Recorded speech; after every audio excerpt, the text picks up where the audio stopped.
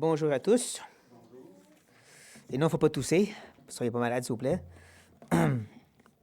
Mais avant toute chose, tournons-nous vers le Seigneur en prière, s'il vous plaît.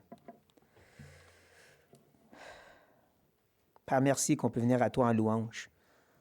À cause de Christ qui est mort. Il a déchiré le voile par sa vie déchirée. Et maintenant, on vient devant toi, dans toute ta splendeur, et on proclame que tu es le roi des rois, le Seigneur des seigneurs. On élève ton nom et le nom de ton Fils. On est reconnaissant parce que tu as mis la joie dans notre cœur quand tu as mis ton esprit en nous. On est reconnaissant aujourd'hui, peu importe nos circonstances, parce qu'on est dans ta main et nul ne peut nous ravir. Parce que tu nous prépares une place qui est au-dessus de toute attente.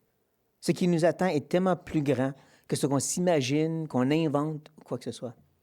Et on n'a rien fait pour ça. C'est toi qui es venu nous sauver. C'est toi qui nous as désirés avant la fondation du monde et tu nous as aimés. C'est toi, Seigneur, qui as fait ça, pas nous. Nous, on subit cet amour. On la reçoit et ça déborde ensuite en retour vers toi. Merci. Merci pour cette bonne parole par laquelle on peut te connaître. On ne t'entend pas dans le noir, on marche dans la lumière que tu nous as donnée. Et ton esprit qui nous illumine pour nous à comprendre cette parole. Et on est ici maintenant pour être enseignés de ta part. Sois avec mes frères et sœurs pour ouvrir leur cœur et leur pensée à ta vérité. Pour parler à leur vie selon leurs circonstances, mais selon ta parole. Non pas nos attentes et nos idées. Sois le prédicateur dans les paroles qu'il va apporter, qui seront ton message et que tout le reste puisse être dissipé et partir. Oui, permets ton souffle puissant derrière ce message et dans la vie de mes frères et sœurs. Change-nous selon cette épée tranchante. On vient devant toi et on s'attend à toi pour toutes choses. On sait qu'on ne peut rien faire sans toi. Je peux prêcher ta parole sans toi et on ne peut pas changer sans toi. On s'attend à toi pour tout. Et donc on prie, Seigneur, transforme-nous. On demande tout au nom de Jésus-Christ. Amen. Je ne sais pas si dernièrement vous avez lu le livre des Proverbes. Si vous avez peut-être réalisé qu'il y a certaines répétitions qui se font dans le livre. Des thèmes se répètent, comme la pauvreté puis comment élever les enfants. Il y a aussi des idées qui se répètent, des contrastes. Fais ceci, fais pas cela. Voici la récompense d'un bord puis la conséquence de l'autre. Mais il y a d'autres sortes de répétitions aussi dans les deux Proverbes. Comme par exemple, le chapitre 1, verset 7 nous dit que la crainte de l'Éternel est le commencement de la science ou de la sagesse. Mais ensuite, au chapitre 9, il le dit à l'inverse. Le commencement de la sagesse, c'est la crainte de l'Éternel. Mais il se répète. Il y a d'autres places, comme le chapitre 10, qui est très intéressant, où est-ce que deux proverbes terminent de la même façon. Mais la violence couvre la bouche des méchants. Répétition. Plus encore, il y a deux proverbes qui sont littéralement répétés mot pour mot dans le livre. L'essai au chapitre 6, verset 10 et 24, 33. Un peu de sommeil, un peu d'assoupissement, un peu croiser les mains pour dormir. Répété, mot pour mot. Là, tu vas te demander pourquoi Dieu se répète autant dans sa parole. Pourquoi il y a un livre dédié au complet à la répétition de la loi, Deutéronome? Je crois en partie, la réponse se trouve dans le fait qu'on est dur d'entente, qu'on est des auditeurs oublieux, ou comme Jacques dirait, on se regarde dans le miroir de la parole et on oublie déjà ce que Dieu a dit. Et donc, il est besoin de nous marteler un peu, nous répéter des choses importantes. Quand tu réalises que Deutéronome, c'est écrit à la deuxième génération, ceux qui ont grandi dans le désert et qui se préparent à entrer dans la promise. Vous avez besoin d'entendre encore, vous autres, la loi. Et je dirais que c'est la même chose qui se passe dans notre texte ce matin. Si vous voulez bien tourner dans 1 Jean et le chapitre 2. 1 Jean, chapitre 2. Vous allez voir qu'il y a beaucoup de répétitions.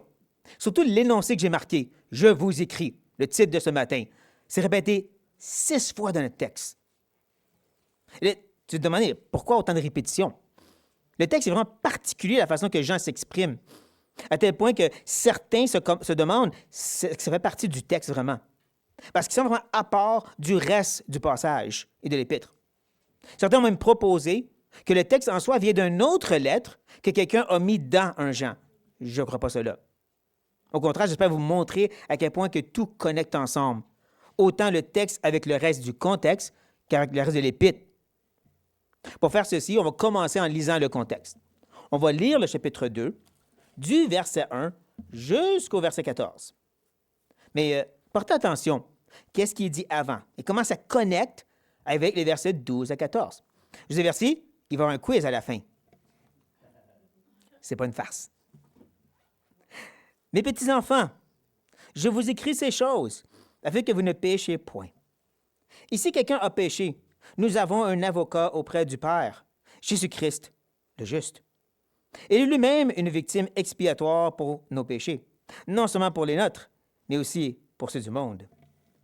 Si nous gardons ces commandements, par là nous savons que nous l'avons connu. Celui qui dit « Je l'ai connu » et qui ne garde pas ses commandements est un menteur, et la vérité n'est point en lui. Mais celui qui garde sa parole, l'amour de Dieu est véritablement parfait en lui. Par là nous savons que nous sommes en lui. Celui qui dit qu'il demeure en lui doit marcher aussi comme il a marché lui-même. Bien-aimés, ce n'est pas un commandement nouveau que je vous écris, mais un commandement ancien, que vous avez eu dès le commencement. Ce commandement ancien, c'est la parole que vous avez entendue. Toutefois, c'est un commandement nouveau que je vous écris, ce qui est vrai en lui et en vous, car les ténèbres se dissipent et la lumière véritable paraît déjà. Celui qui dit qu'il est dans la lumière et qui est son frère est encore dans les ténèbres. Celui qui aime son frère demeure dans la lumière et aucune occasion de chute n'est en lui. Mais celui qui est son frère est dans les ténèbres. Il marche dans les ténèbres, il ne sait où il va, parce que les ténèbres ont aveuglé ses yeux. Je vous écris, petits enfants, parce que vos péchés vous sont pardonnés à cause de son nom. Je vous écris, Père, parce que vous avez connu celui qui est dès le commencement. Je vous écris, jeunes gens, parce que vous avez vaincu le malin. Je vous écris, petits enfants, parce que vous avez connu le Père. Je vous ai écrit, Père, parce que vous avez connu celui qui est dès le commencement. Je vous ai écrit, jeunes gens, parce que vous êtes forts et que la parole de Dieu demeure en vous et que vous avez vaincu le malin. Et puis, avez-vous fait le lien avec ce qui vient avant et notre texte ce matin? Vous voyez bien sûr la répétition constante qui se passe dans 3 petits versets. Comment ça semble vraiment à part, particulier, différent, bizarre. Et cela, je dirais, c'est comme ça que j'ai écrit. Il est particulier, différent. Il n'est pas comme Paul. Paul aime argumenter par-dessus argument, par-dessus argument. À cause de ceci, cela. À cause de cela, on fait ceci. Jean, il est un peu différent. On l'a même déjà vu la façon qu'il parlait des faux enseignants. Paul lui dirait, ils enseignent ceci, c'est mauvais, écoutez pas. Jean, il lance une phrase assez intéressante. Si nous disons. Tu parles de toi-même, Jean? Non, eux autres. Et tu dis nous. Exactement. La façon qu'il présente les faux enseignants et comment ils vivent, c'est assez particulier. Et en plus, il le répète. On va dans le chapitre 1, versets 8 et 10, puis ensuite dans le chapitre 10, dans le chapitre 2, excusez. Où est-ce qu'il va dire encore et encore? Si nous disons, si nous disons, si nous disons. Donc, la répétition. Et comme je dis, c'est un peu particulier. Donc, déjà, on voit, c'est le style de Jean de s'exprimer de cette façon. Et c'est ici que je dirais qu'il va donc commencer un bombardement, un peu comme dans les Premières et Deuxièmes Guerres mondiales. Je ne sais pas si vous avez déjà vu l'idée qu'il bombarde énormément le terrain pour ensuite pouvoir avancer, espérant détruire un peu les renforcements et tout. C'est ça que Jean va faire. Il va faire un peu un bombardement pour avoir l'attention des gens et il va leur dire « Je vous écris ». Comme je dis, il le répète 6 fois.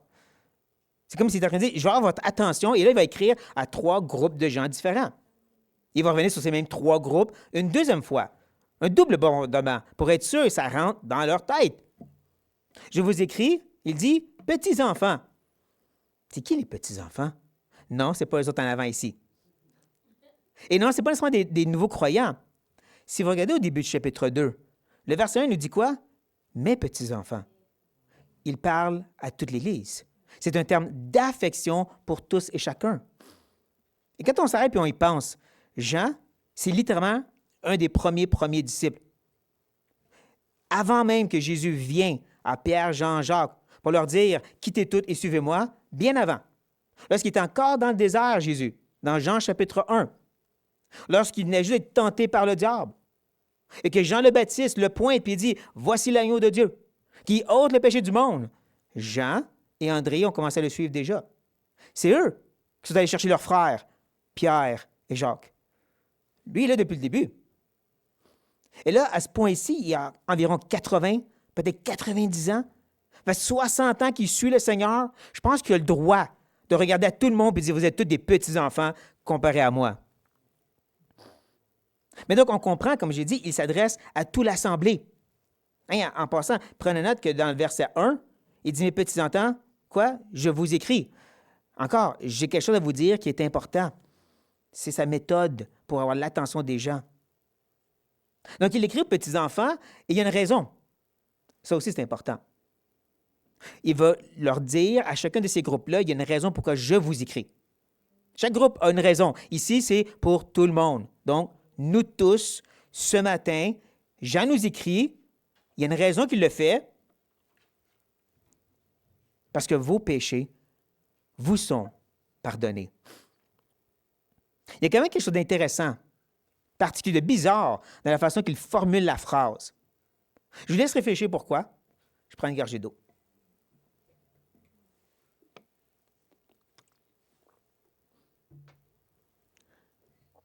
Grammaticalement parlant, Jean aurait pu et aurait dû dire « Vos péchés sont pardonnés ». Le « vous » est redondant et répétitif. On pourrait presque dire inutile. Pourquoi dire « vous » ? Pourquoi dire « vos péchés à vous » ? C'est répétitif de dire ça. Si ce n'est pour mettre l'accent, c'est vos péchés à vous qui sont pardonnés. Mettre l'accent sur assumer votre péché. C'est là qu'on commence à faire le lien avec le reste de l'Épître. Vous vous rappelez, chapitre 1, hein? Ceux qui disaient, on n'a pas de péché, nous autres. On ne pêche pas. Notre façon de vivre, notre nouvelle moralité nous dit que nous, on n'est pas des pécheurs. Et Jean dit ça, c'est un mensonge. Tu te séduis toi-même. Donc, c'est normal qu'ici, il dit, vous devrez assumer votre péché. Vous devez le reconnaître. De la même façon que commencer chapitre 2, il faut reconnaître et assumer notre péché. Et il n'y a rien de nouveau sous le soleil. De nos jours encore, on fait tout pour passer par-dessus le péché. C'est pas de ta faute, t'es né comme ça. C'est tes parents, c'est comment ils t'ont élevé. C'est la société, c'est elle qui t'a blâmé. Maintenant, comprenez bien, il y a un sens où que oui, la société, elle est corrompue et elle fait beaucoup de mal aux gens. Qu'il y a des parents qui ont été très mauvais envers leurs enfants. Et il y a même un sens qu'on est né comme ça, dans le sens qu'on est né avec une nature pécheresse. Qu'on est né des enfants d'Adam. À cause de ça, on peut dire c'est notre ADN, c'est d'Adam. Mais ceci n'exclut jamais qu'on est responsable pour nos péchés. La Bible est claire sur ça. Tu dois être responsable pour tes actions et réactions, peu importe qu'est-ce qui se passe autour de toi. C'est ça que Paul essaie de dire. Quand il dit dans Colossiens, « Supportez-vous les uns les autres, et si l'un a un sujet de se plaindre de l'autre, ça veut dire quoi ça? Il va y avoir des circonstances que les gens vont nous faire du mal. Les plaintes ne sont pas inventées. Je sais que vous êtes une excellente Église, mais je suis certain qu'il y a des situations que peut-être vous êtes blessés mutuellement. Vous avez péché les uns contre les autres. Désolé, ça arrive. C'est la réalité de la vie chrétienne. Donc, qu'est-ce qu'on fait dans ce temps-là? Ben, je me fâche. Je pète ma coche. Je le dis aux autres. Ah non, ça, c'est des choses que Paul dit qu'il ne faut pas faire, parce que c'est péché. À la place, il répond, pardonnez-vous réciproquement. De même que Christ vous a pardonné, pardonnez-vous. Oh, mais t'as-tu vu qu'est-ce qu'il m'a fait? Pardonnez-vous réciproquement. Tu es responsable pour ta réaction, peu importe ce que l'autre t'a fait. C'est ça que Pierre aussi, il dit. Hein, avant tout, ayez les uns pour les autres une ardente charité, un amour qui est en feu. Pourquoi? Parce que cet amour qui brûle couvre une multitude de péchés. Pas dans le sens qu'on passe par-dessus le mal des autres. Matthieu 18. Si ton frère a péché. Et même certains manuscrits vont dire si ton frère a péché contre toi, va et reprends-le. Il y a un sens où on veut que les gens reconnaissent le mal qu'ils ont fait. C'est nécessaire dans le monde chrétien. Mais ton cœur, tu es responsable de couvrir dans le sang de Christ ou de pardonner, comme Paul vient juste de dire avant. Tu es responsable et redevable de ta réaction, si elle est pécheresse ou non. Donc, c'est normal de reconnaître qu'on est responsable pour notre péché. Mais il y a une bonne nouvelle. Ils sont pardonnés. Prenez le temps de noter le temps de verbe que j'utilise. Ils sont au passé pardonnés. C'est un fait accompli. Mettez ça dans votre poche pour tantôt. Parce que ça va être important au fur et à mesure qu'on avance dans le texte. Ce temps de verbe au passé. C'est déjà réglé par Jésus-Christ. Donc, quand il nous a mentionné au chapitre 1 qu'on doit confesser nos péchés et ils sont pardonnés, c'est parce que c'est déjà accompli en Christ. C'est pas parce que je fais des pénitences, je verse assez de larmes, je lis assez de versets, là Dieu va me pardonner. Non, vos péchés, faits accomplis dans le passé, à la croix, sont déjà pardonnés. Et là, c'est important de comprendre, ça ne se finit pas là. C'est pas juste que Dieu pardonne parce qu'il aime pardonner en soi. C'est souvent ça que les athées aiment attaquer auprès des chrétiens et leur message d'expiation à la croix. Mais si Dieu est amour, il devrait juste pardonner tout le monde. Il ne réalise pas la gravité du péché et la sainteté de Dieu. Et c'est pour ça que Jean ajoute que c'est à cause de son nom que nos péchés sont pardonnés. À cause va être aussi important, on va mettre dans notre autre poche. J'espère que vous en avez assez ce matin pour prendre toutes les notes importantes. Mais nous, on va se concentrer sur le nom pour tout de suite. Quel nom, bien sûr? Christ. Jésus-Christ, le Seigneur et Sauveur. C'est celui que Jean cherche encore et encore à nous montrer à travers ses écrits. C'est lui qui est important.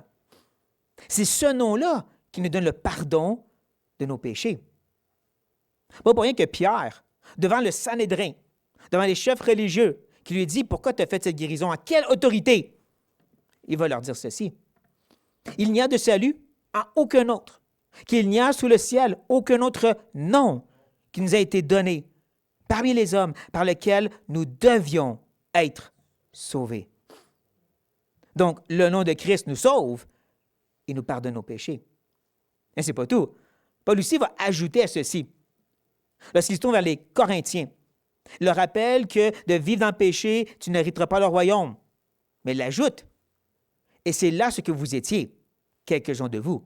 Mais vous avez été lavés, vous avez été sanctifiés, vous avez été justifiés. Comment? Au nom du Seigneur Jésus-Christ. Et par l'Esprit de notre Dieu. L'Esprit, c'est lui qui l'applique à nos vies, qui circoncit nos cœurs, qui vient le brûler dans notre âme. Donc, le nom de Christ est celui qui nous pardonne et qui nous lave de tout péché. C'est par lui, justement, qu'on est sauvé, justifié et sanctifié. Mais il faut bien comprendre, ce n'est pas juste le nom en soi. Fait juste dire Jésus, tout est correct. Non.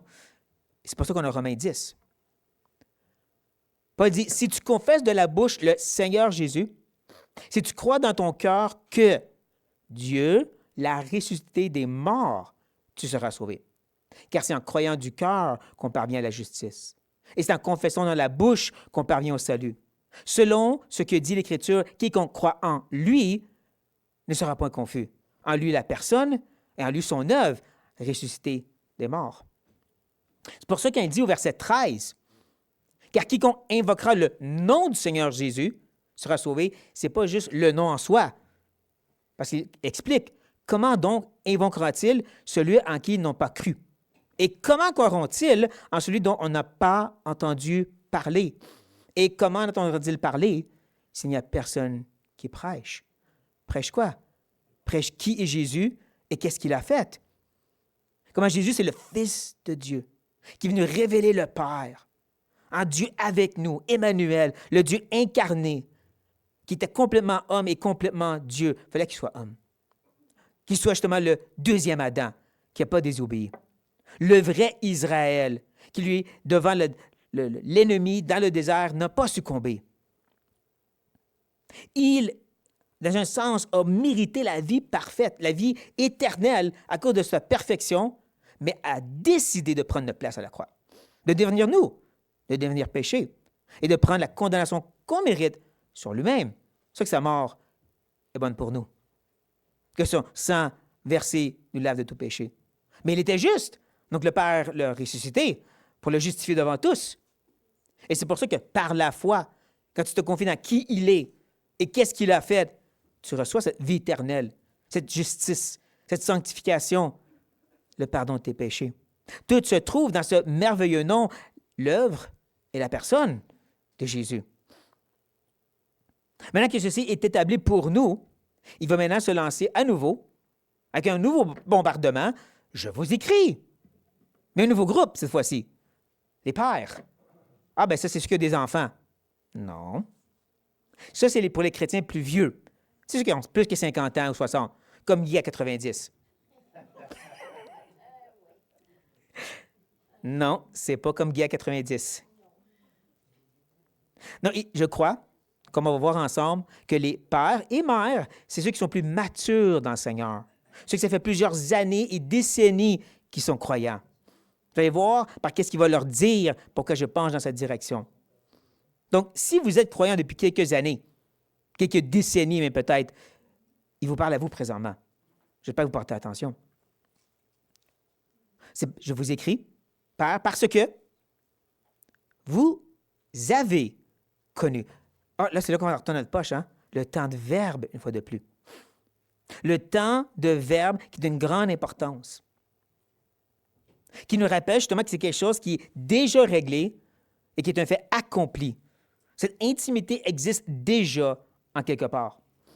Ou par quelqu'un, justement. Comme il va dire, vous avez connu celui qui est dès le commencement.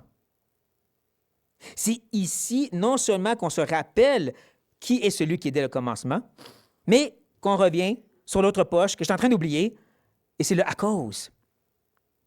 Quand tu réalises qu'à travers le texte, chaque groupe se fait dire une raison pourquoi il leur écrit. Je vous écris parce que. Je vous écris parce que. Je vous écris parce que. Chaque groupe. Sauf le premier qu'on a vu. Où est-ce qu'il y a une raison d'une raison? Un parce que du pourquoi. Je vous écris parce que vos péchés sont pardonnés et ceci est à cause du nom. Montrant que l'accent, le point important, le point culminant, c'est Christ. Avant de commencer quoi que ce soit, il dit le nom est la raison des raisons. C'est un peu les lunettes qu'on doit porter pour qu'on arrive au reste du texte. Ces lunettes en forme de croix qui vont nous aider à décoder le reste de ce que Jean est en train de dire. Donc, qui est celui qui est dès le commencement? Jésus! Et on peut le voir parce qu'au début du chapitre 1, début de l'épître, regardez le verset 1, où est-ce qu'il va dire « ce qui était dès le commencement ». Oui, il semble parler d'une chose, mais rapidement, on l'a vu ensemble. Et si vous avez oublié, allez voir la vidéo sur YouTube. Mais rapidement, on se rend compte que ce qui était, c'est celui qui était dès le commencement, Jésus-Christ. Donc, la formulation est très similaire. Il parle de la même personne et de la même façon. C'est ça qui est intéressant. À place de tout simplement dire « vous avez connu Jésus », non, c'est celui qui est dès le commencement, la même façon qu'il a commencé son épître. Celui qui est dès le commencement. Je crois que c'est un autre de ces liens qu'on doit reconnaître, et surtout avec ce qui se passe dans le reste du verset 1, où est-ce que Jean va expliquer ce que nous avons entendu, ce que nous avons vu de nos yeux, ce que nous avons contemplé et que nous avons touché concernant la parole de vie. C'est vraiment expérimental comment je suis venu à connaître ce Seigneur et Sauveur Jésus-Christ. Et il y a un sens que ses pères, ceux qui ça fait plusieurs années qu'ils connaissent le Seigneur, peuvent dire la même chose. Non, mais j'ai contemplé, j'ai touché, j'ai goûté, je le sais, Jésus, c'est le Sauveur, la seule espérance. J'ai le bagage qui vient avec. C'est ça qui vient avec les années, les décennies de vie de chrétien, n'est-ce pas? Je suis le seul que... Non? Vous autres aussi? OK. Il y en a, il semblerait, qu'ils ont goûté à ça depuis des années, en même pour ça. Mais c'est là qu'on se pose la question de pourquoi leur dire ça à eux maintenant. Mais on se rappelle justement qu'il y a des faux enseignants qui ont rentré à l'Église, qui ont essayé de détourner les gens de Christ. Et le fait que Jean leur rappelle que vous, les pères, vous avez la même expérience et connaissance que moi j'ai, que Jésus, c'est tout ce qu'il nous faut. Donc, pourquoi vous n'avez pas mis votre pied par terre pour leur dire de s'en aller, eux autres? Pourquoi est-ce que vous avez laissé ces faux enseignants entortiller plein de gens autour de leurs petits doigts? Vous êtes des pères, vous êtes des mères, vous êtes des hommes et des femmes matures dans le Seigneur. C'est à votre responsabilité. C'est pas ma job, c'est la job du pasteur, ça. On a vraiment cette mentalité dans l'Église, hein? Ça, c'est la job aux gens payés. C'est pas à moi de faire ça. Faux. Parce que la Bible répète encore et encore. Vous qui êtes forts, vous qui êtes matures, vous qui êtes debout, on prend soin des plus faibles, de ceux qui ont de la misère, de ceux qui sont surmontés par le péché. C'est notre part à jouer pour les pères et les mères dans le Seigneur Ceux que ça fait longtemps qui ont vraiment compris que Christ est toute la réponse qu'il nous faut. Je crois que c'est ça que Jean est en train de leur dire à eux. C'est de leur rappeler par cet énoncé qui ramène à comment lui est venu défendre Christ par cette épître. De la même façon qu'il s'adresse à eux maintenant. Vous êtes de ceux qui avaient connu celui qui est dès le commencement. C'est quelque chose qui était réglé pour vous depuis longtemps. Donc, vous avez dû être ferme pour vous battre. Et ferme encore maintenant pour aider ceux qui ont des problèmes. Ne manquez pas, le temps de verbe a changé. Hein? Verset 1, celui qui était. Notre verset à nous, celui qui est. C'est drôle comment il a changé. Pour une raison X, le temps de verbe au passé a maintenant le présent. Comme pour le rappeler, maintenant est encore le temps. Il n'est jamais trop tard pour bien faire, comme on dit. Ça peut sembler subtil et peut-être d'extrapoler, mais je crois vraiment que Jean est en train de rappeler à ses pairs, vous avez encore le temps, là, d'aider ceux qui ont la misère et qui sont faits emporter par l'enseignement. Vous savez c'est qui celui qui est dès le commencement. Maintenant, aidez ceux qui ont de la misère. Comme je dis, c'est vraiment le témoignage de la Bible. Et en terminant avec ce groupe, il va maintenant se tourner vers le prochain. Les jeunes gens. Qui veut dire qu'il est logique. Si les pères sont ceux qui, ça fait longtemps qu'ils sont croyants, les jeunes gens, c'est ceux que ça fait tout nouveau pour eux.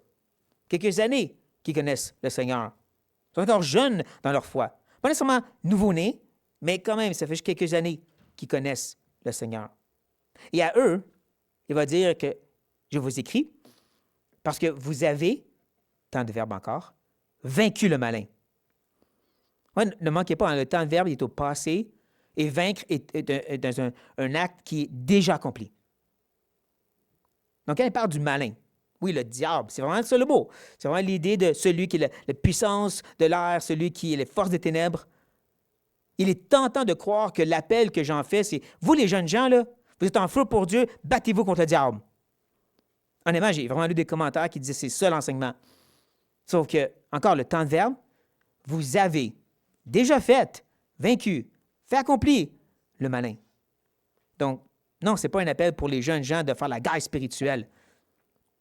Non, mais on n'est pas appelé à faire cette guerre spirituelle. Ben, pas exactement.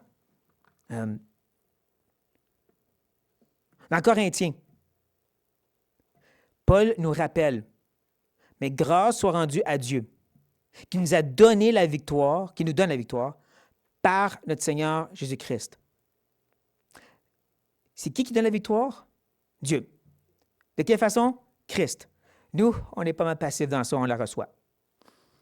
Donc, on voit vraiment que l'effort est mis de part du Père et du Fils, et nous, on reçoit. C'est un peu ça que Jésus dit aussi dans le discours de la chambre haute. À la fin de son grand discours, qui leur parle qu'ils vont être attaqués, qu'ils vont avoir des persécutions, il leur dit, ne vous inquiétez pas, j'ai, Jésus, vaincu le monde. C'est déjà accompli. C'est déjà fait. C'est une réalité qui est déjà un cas pour eux. Non, ce n'est pas un appel à faire la guerre spirituelle pour les jeunes gens. Même que j'oserais dire, il n'y a pas un appel à faire la guerre spirituelle. Ah, Martin, il y a Éphésiens chapitre 6. Oui, allons voir Éphésiens chapitre 6, justement. Je trouve que c'est important de prendre note de ce que Paul dit pour la guerre spirituelle. Il dit, revêtez-vous de toutes les armes de Dieu. Voici le but, afin de pouvoir tenir ferme contre les ruses du diable. De tenir ferme, c'est rester debout. Pensez aux soldats britanniques. Vous savez, devant le palais de Buckingham, ceux qui tiennent debout pendant des heures et qui n'ont aucune réaction. Tu viens proche, ils font rien, ils disent rien. Sauf si tu viens trop proche, là, ils vont crier après toi. J'ai vu des vidéos de même, c'est très drôle, mais en tout cas.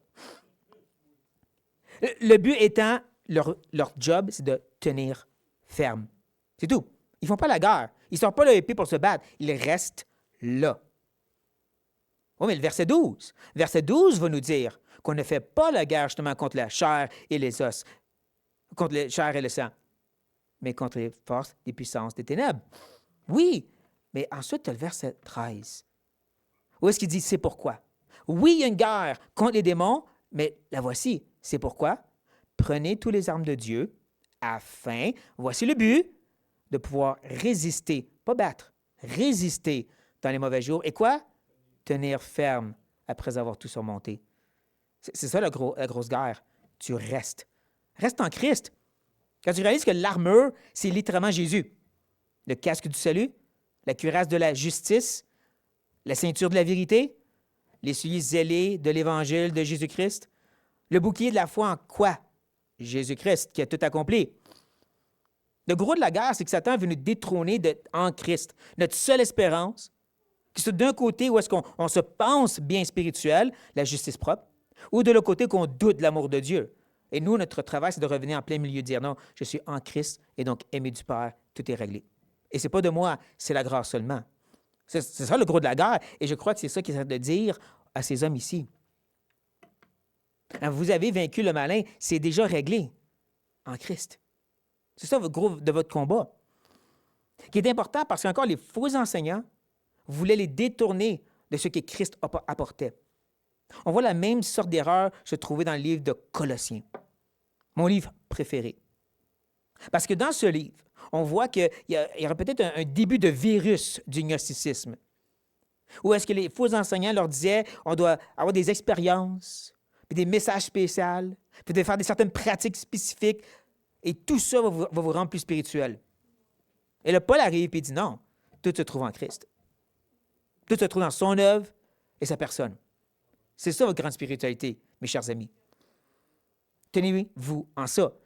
2 chapitres de ça. C'est ça que Paul enseigne dans Colossiens. Et je crois que dans une simple expression, Jean dit la même chose ici. Allez pas ailleurs, cherchez toutes sortes d'autres expériences et d'enseignements, de choses à faire. Revenez au fait que Christ a tout accompli. Et c'est triste parce que de nos jours, on a des milieux qui vont nous enseigner, oui, Jésus sauve, mais ensuite, toi, tu dois faire telle chose. Tu veux combattre les forces de l'ennemi, tu dois utiliser l'esprit pour faire telle chose. Puis Christ, il est où dans tout ça? Ce qui est fait à la croix, ça ne vaut plus rien. Il n'y a plus écrase la tête du serpent, ça a de l'air, parce qu'il est encore en train d'attaquer. Pas pour rien que Pierre, lorsqu'il nous enseigne justement que oui, il y a un lion rugissant, nous appelle premièrement à se soumettre à Dieu. Jean fait la même chose. Avant de dire restez au diable, il dit quoi? Soumettez-vous à Dieu avant. Ça commence là. On se met en Christ. Le gros du combat, le gros de la spiritualité, de ces jeunes fringants, se trouve en Christ, tout simplement. Un bon rappel pour eux. C'est là que la guerre continue. Le bombardement revient à la charge. On revient au même groupe, les petits-enfants, et il dit « Je vous ai écrit ». Ah, ça, c'est bizarre. Il y a quelque chose qui a changé encore une fois.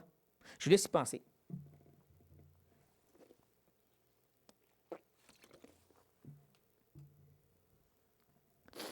Le temps de verbe. 3 fois, il disait « je vous » au présent écrit. Maintenant, il dit 3 fois en ligne « je vous ai écrit ». Déjà fait. C'est un peu curieux. Certains proposent qu'il fait référence à l'Évangile de Jean qui est écrit avant. Ça que ça n'a pas de sens, parce qu'il s'adresse aux mêmes 3 groupes. Et il semble leur dire la même chose même. Il va répéter presque mot pour mot certaines informations. Il va ajouter un petit peu pour certains des groupes, mais il dit la même chose. Il me semble plus logique qu'encore une fois, Jean veut avoir l'attention sur ce qu'il a déjà dit. Je vous ai dit ces choses, petits-enfants, pères et jeunes gens. Et là, j'ai juste ajouté un petit détail de plus pour vous encourager. Je vous l'ai déjà dit, mais d'un cas, il faut que je vous le répète encore parce que vous êtes dur de compreneur. Un peu comme le proverbe, où est-ce que littéralement, certains proverbes répètent exactement les mêmes avertissements parce qu'on est dur de compreneur. Donc, je vous ai écrit, petits-enfants, tout l'assemblée devant moi présentement, parce que vous avez connu le Père. Encore, au passé, déjà réglé, fait accompli, le Père. Ces familles gnostiques proposaient qu'eux avaient découvert un Dieu qui était au-dessus de Jésus, au-dessus de l'Éternel, le vrai Dieu mystérieux que personne ne peut connaître sauf eux. Et par leur méthode, tu peux rentrer en communion avec lui. Il n'y a rien de nouveau sous le soleil. Mais là, voici que Jean dit non, mais vous avez cette communion avec le Père, le vrai Dieu des dieux, celui qui est au-dessus de tout ça.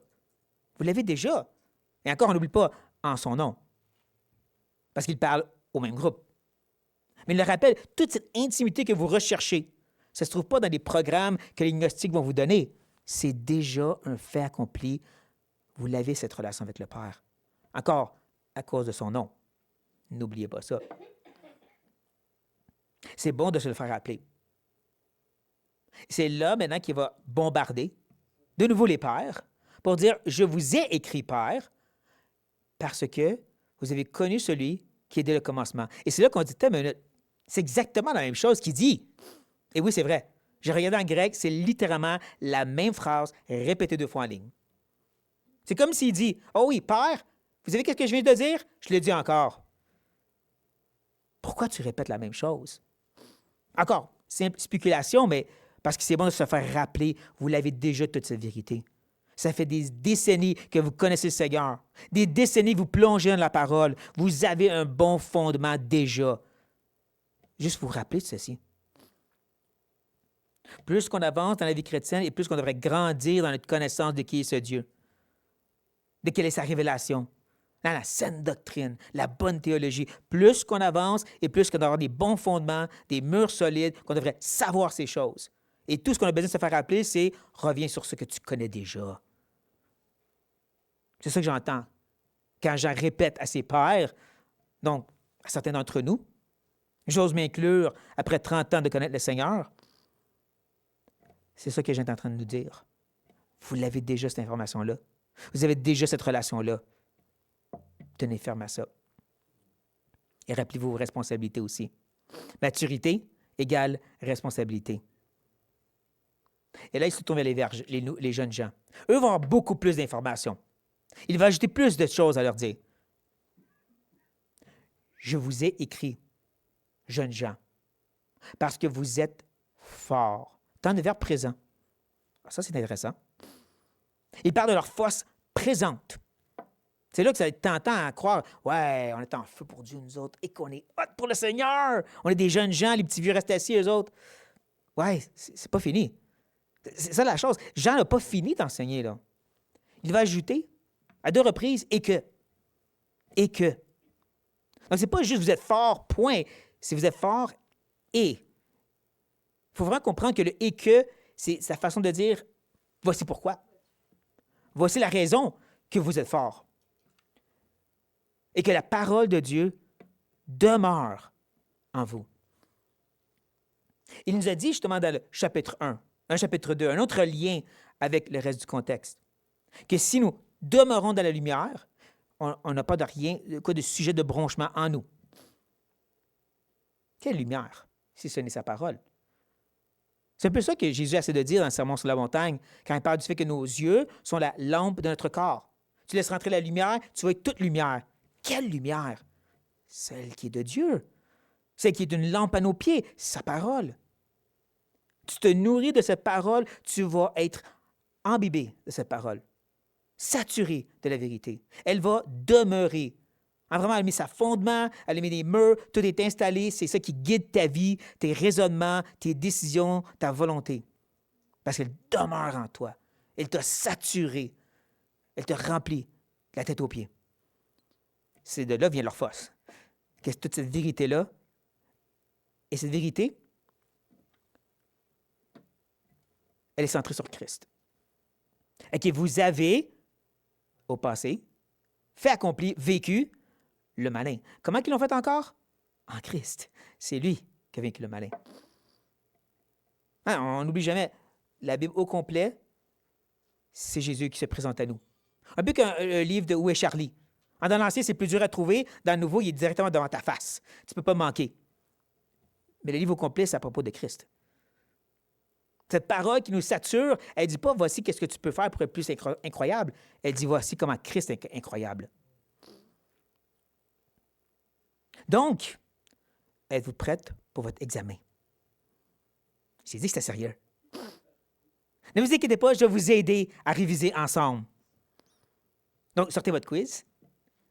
Première question, c'est quoi le lien avec notre texte et le reste du passage et le reste de l'épître? Ben, j'espère qu'à ce point-ci, vous êtes capable de répondre tout seul. On les a vus, tous ces liens, avec qu'est-ce qu'il dit, qu'est-ce qu'il enseigne et qu'est-ce qu'il a déjà mentionné. Donc, tous ces liens, ça se fait facilement. On peut vraiment reconnaître que ce passage devant nous, 12 à 14, est vraiment connecté au reste de l'épître sans aucun problème. Donc, deuxième question. Et elle vaut 90 %. Donc, il faut la réussir. C'est quoi le but, la raison que j'en fais ceci maintenant? Ça, c'est une bonne question à se poser, justement, un texte qui semble si particulier, tellement à part du reste du passage. Pourquoi? Pourquoi autant de répétitions envers ces gens qui l'écrivent? Mais quand tu te rappelles que dès le verset 1 du chapitre 5, il n'a pas arrêté de parler de ses faux enseignants, en ce qu'il disait. Puis vraiment, il a partagé des paroles assez épeurantes, au point de même se questionner si je suis un de ces gens-là, moi. On peut comprendre donc ce besoin ici de les ancrer à nouveau dans la vérité. Quand tu réalises qu'après ceci, il va leur dire, il ne faut pas avoir l'amour du monde parce que si tu as l'amour du monde dans ton cœur, l'amour de Dieu n'est pas en toi. Ça fait peur, ça? Il va ensuite leur parler de l'Antichrist et que si on quitte, on n'est pas des nôtres. Wow. Chapitre 3. Chapitre 3 au complet, c'est l'importance de combattre contre le péché et que si tu pêches, tu es de Satan. OK? C'est intense, qu'est-ce qu'il dit? Donc, c'est normal qu'il s'arrête un instant. Leur donne un petit répit de tous ces bombardements sur la réalité du combat pour les encourager. Qui veut vraiment avoir leur attention. Non, mais je vous écris à tous. Je vous écris à vous les pères, à vous qui connaissez le Seigneur depuis longtemps. Rappelez-vous ce fondement. Tenez ferme à ces choses. l'Église compte sur vous pour ça. J'espère que ça parle à certains d'entre nous ce matin. Je vous écris aux jeunes gens. Parce que oui, vous êtes forts, mais ce n'est pas votre force à vous. Elle se trouve en Christ qui a tout fait pour vous. Revenez à cette vérité. Soyez saturés de la parole, parce que c'est ça qu'il vous faut pour tenir le coup. Et c'est là qu'il regarde dans le blanc des yeux de tous les gens dans l'Église, comme je fais présentement. Et qu'il dit justement, à vous, là, les petits-enfants, je vous écris parce que vous êtes pardonnés. Vos péchés ont été lavés. Vous êtes sanctifiés, justifiés, sauvés en son nom. C'est à cause de lui que vous êtes cette communion avec le Père. Et ça, c'est tellement nécessaire parce que de nos jours, comme dans le temps de Jean, comme je dirais à travers toute l'histoire chrétienne, il y a des tendances de vouloir s'éloigner de la simplicité qui est en Christ. Toutes sortes de méthodes et de pratiques et d'efforts pour être plus spirituel, pour réussir ta vie. Tu veux avoir une bonne journée? Proclame, déclare ou cite ces versets sur ta vie. Et là, ça va aller bien pour toi aujourd'hui. Comme si la Bible est un livre de magie. Fais ces incantations, puis tout va bien aller. Puis on oublie dans ça que c'est la révélation totale de la personne de Dieu. Ce n'est pas des versets, c'est la totalité qu'on veut. Ah, ils vont peut-être dire, oui, oui, non, on parle de Jésus. Sauf que Jésus devient l'outil par lequel tu peux construire ta vie. Ça devient encore une sorte de formule magique que tu cites par laquelle tu peux amener ton futur dans cette existence. Oui, Jésus est là, mais il t'aide pour faire ce que toi tu veux. Car en réalité, c'est tout à propos de ce que lui a fait et qui il est. Que c'est quelque chose qui est déjà accompli il y a 2000 ans. Tu veux être plus spirituel? Tu veux une plus grande communion avec le Père? Tout se trouve à la croix, tout simplement. Tu veux une relation plus intime avec ce grand Dieu? Tu veux avoir des relations de prière incroyables? Tout se trouve à la croix. Mais moi, je ne me sens pas plus spirituel. Je me sens pas comme si j'ai vaincu le malin, moi. Oh, vraiment pas. C'est là que tu oublies comment tu te sens et tu reviens à ce qui est dit. Tout est accompli il y a 2000 ans à la croix. Donc oui, c'est un message qu'on a besoin d'entendre de plus en plus de nos jours parce qu'on est trop facilement détourné à droite et à gauche. Encore, Satan fait tout pour qu'on sorte de cette réalité d'être en Christ seul. Que en Christ, ce n'est pas juste pour mon salut, c'est mon identité, c'est ma réalité, c'est mon tout, constamment. Et on a besoin de se le faire rappeler régulièrement. Quand tu réalises que ces gens-là, comme je dis, vont être bombardés par Jean, par plusieurs enseignements épeurants, ils ont besoin de se faire enraciner dans cette réalité. Vous êtes en Christ. Rappelez-vous, les lunettes qu'ils devaient porter, la croix. Restez ancrés en ça. Là, ensuite, on va continuer. Et nous aussi, on va être bombardés cette année de toutes sortes de façons. On a besoin d'être enracinés dans notre réalité qui est en Christ, déjà accomplie il y a 2000 ans. Que ceci nous aide, chers frères et sœurs. Prions. Merci, ô Dieu, que tu nous as aimés avant la fondation du monde. Père, que c'est toi qui nous as cherchés et qu'on n'a rien voulu savoir. C'est toi qui nous as sauvés. On est tellement reconnaissant que Christ n'est pas venu pour que tu nous aimes davantage en mourant, mais il est venu parce que tu nous aimes. Il est venu mourir pour nos péchés. Il est venu mourir pour nous restaurer dans cette relation avec toi comme des brebis égarées qu'on était. Et on veut, en cette nouvelle année, Seigneur, pour nous et pour nos frères et sœurs aussi à travers le monde, que tu nous ramènes à cette centralité de Christ. Pas juste un habillement qu'on met pour certaines occasions, mais une réalité qui est notre vie de tous les jours. Défait de notre tête, Seigneur, tout ce qu'on pense qu'on doit faire et qu'on revient à ce que Christ a déjà fait. Parce que c'est ça, notre certitude. Aide-nous à s'enraciner, comme Paul dit encore et encore, de bien fondé dans ce que Christ a déjà fait. Et c'est ça, notre énergie, notre force, notre raison d'être, notre capacité. Christ est déjà tout accompli. Donc, je te prie, Seigneur, de vraiment parler au cœur de ceux qui en ont besoin ce matin, selon leurs circonstances, leurs doutes, leurs questionnements. Ceux qui sont faits emporter par toute vague doctrine aussi, on prie pour eux, que tu les ramènes à la simplicité de Christ, qui est vraiment leur grand secours et tout. Oui, Père, merci que tu ne nous lâches pas, que tu nous bombardes de ta vérité pour notre plus grand bien. On te loue pour ces choses et on prie au nom de Jésus-Christ. Amen.